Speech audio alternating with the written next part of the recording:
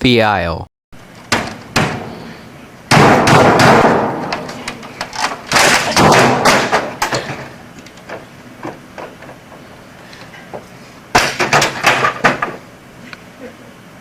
The Isle is a game. Yep, it's just a game. But seriously, The Isle is a dinosaur survival game. What is a dinosaur survival game? It is a game where you play as a dinosaur and survive until you're old enough and kill things. Simple as that. But when you actually look at it, it's not really that simple as you think, depending on what branch you play. The Isle was created by a group called Afterthought, in which their previous game, The Stomping Grounds, was taken down. They created this new game. The Isle was founded by the original developer, Dondi, who is one of the people ever. Now, I might have gotten some of this information wrong though, so forgive me if I did. The original version of the game, Legacy Edition, was created all the way back in 2016, which was like 8 years ago. Jeez, I'm old. However, over time, while the game did get better and better, it also got worse and worse, with the developers continuously overbalancing and underbalancing the dinosaurs, with it becoming incredibly unbalanced. So, the developer decided to revamp the game, working it into a recode called Evrima. One, while yes, the Isle was incredibly unbalanced and it was incredibly limited with its gameplay loop. But two, you could have just fixed it. You could have just overhauled all the dinosaur animations and given them unique animations, given them new abilities, updated some of the systems, and not just completely overhauled the new game with a new map and new models and everything. That could have come later. It's called wasting time on making a new cake when you already have one that just needs finishing touches. But those were the initial thoughts of the recode announcement. When the Evrima branch first dropped, it was really buggy. Like, people could barely play, and it's still kinda unplayable to this day. But over time, the game did get better. The graphics initially were very good, however incredibly RAM using, which meant that the game was incredibly slow and the ping was incredibly high, making it unplayable. However, that did get fixed sometime later, mainly in Update 2. When Evrima first launched, there was only 2 playable dinosaurs, being Utah and Tenno, or Omniraptor now, since it's invalid. It was always invalid, but they just chose to make it invalid. But over time, they added more new dinosaurs and new creatures like Deinosuchus and Pteranodon, and it was going pretty smooth. However, when Update 4 started coming out, the process began to slow down. Updates were less frequent and new gameplay mechanics, while really cool, like the skin system, which currently is the best thing to do in the game right now, were very lackluster in a way. Back in the old Legacy branch, nesting was prevalent and really used. However, now it's almost non-existent. And worst of all, the game was becoming imbalanced again, because the developers can't help themselves and make all of their favorite dinosaurs the best in the game. Looking at you, Stegosaurus. And the current map in the game, Isla Spiro, was horrible. It was nothing but trees, and grassland, and rivers. Basically not fun. You can walk 2 seconds, then you fall off a cliff in a forest. Not everything was bad though. The combat system was incredibly well thought out, even if some dinosaurs were unbalanced. And some of the creatures were genuinely fun to play. Like for example, Deinosuchus was a fun powerhouse that required ambushing, which was really fun to use. It was around Update 5 when they announced that they were making a new map for Evrima called Gateway, and thank goodness, since I could not take any much longer of Isla Spiro's trees. Then Update 6 came out, and it was probably the worst update ever in the game so far.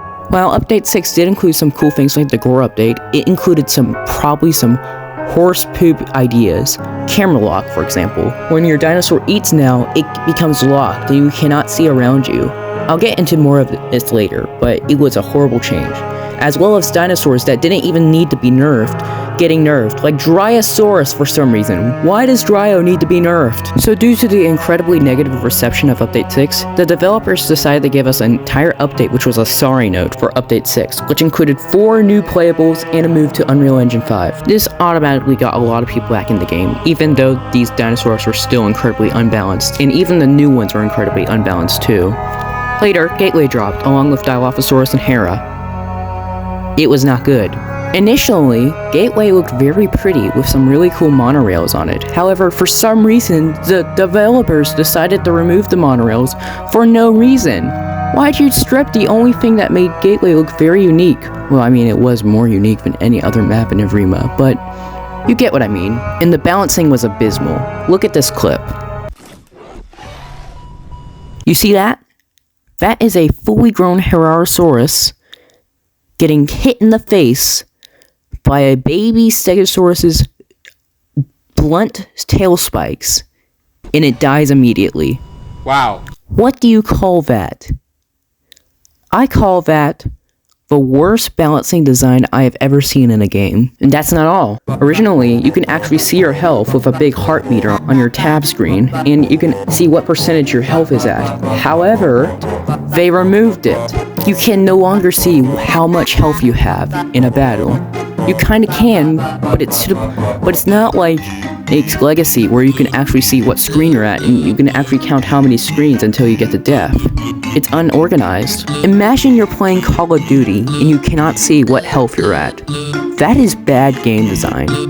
I don't know who thought of that idea, but that is bad game design. At least in Legacy, it had a pattern until you can see when you're close to death. And I'll briefly talk about the stam system. You can no longer, you have to wait 10 minutes until your Herosaurus gets to full stamina. Like, a dinosaur that is built for climbing trees has to take 10 minutes to get all its stamina back, and then completely lose it by climbing trees. That sucks. While Hera did get buffed, Stego was not nerfed in any way. Matter of fact, it's getting a buff later, since it's now going to be able to do directional tail swipes, which is kind of stupid with currently. I mean, I get it since Rex is coming in, but Rex shouldn't be coming in so early in the first place. And some playables have been treated horribly by the devs. Carnotaurus is not what it used to be. It sucks currently. It's still playable, but it's never going to live up to the standards of the other dinosaurs. And if you think it couldn't get any worse, the new camera system. This was my honest reaction. What? No, alright. I know that sounds bad. You now have first-person vision in a dinosaur game where you play as a dinosaur. You can't have first-person vision in a dinosaur game. Oh, but Gabe, the purpose of this new camera system was to make the game scarier. Everybody should be scared of the game since it's supposed to be a horror game. Shut up. You see, The Isle is trying to be a survival game and a horror game at the same time, where you survive and grow as a baby dinosaur to an adult, and be a horror game which jump scares you and gives you the uneasy feeling, which is why it's always night in the game. And on top of it, it tries to be realistic with its realistic stamina system and its quote-unquote realistic camera system. And its realistic not being able to see your health in a video game system. It doesn't work though. While the survivability and horror aspect of the game is pretty good, the developers are prioritizing horror and realistic over more other things. Not being able to see your health is a crucial thing to make your game fun. Imagine if you don't even know what your health is at and you die. That's not fun. A lot of people are not going to have fun playing a game when they don't know how strong they are. What I'm really trying to say is, they're trying to do too much with all of these free things. And too much of it will make them not work enough with each other. Currently, the Isle is still pretty scary, mainly with the Deinosuchus and, unfortunately, the camera lock when you're not able to look backwards. Even then, you're not usually looking backwards, you're just looking for gators in the water. Like, some of these pointless mechanics can't work off each other. For example, the stamina system, although it's good and it promotes less fighting, it doesn't work off with traveling, climbing, and fighting, which makes fighting, traveling, and climbing less fun. And the camera system, which makes finding food, fighting, and climbing even less fun. You have to have a limit to what you want to do, whether it be more realistic, more horrifying, or more survivability. You need to find a perfect balance between all of them. Currently, besides some bad things like the stamina system and, of course, the system and the health system, it's got a pretty good balance between survivability and realism. You can do all three of these things, you just have to make sure the players have fun. This new stamina system does not promote fun. This new camera system does not promote fun. This new health system does not promote fun. These balance changes for dinosaurs that don't even need them is not fun. Alright, that's enough rambling. This video is as long as it needs to be. Pesky really described it best when we were playing Path of Titans the other day on his server. Go join it. He said that the aisle has fallen off, and I could not agree more. If there are 2 words to describe it right now, fall off. That's perfect. I am willing to bet that after this video is uploaded, I'm going to get banned from the aisle cord. I'm willing to call for it.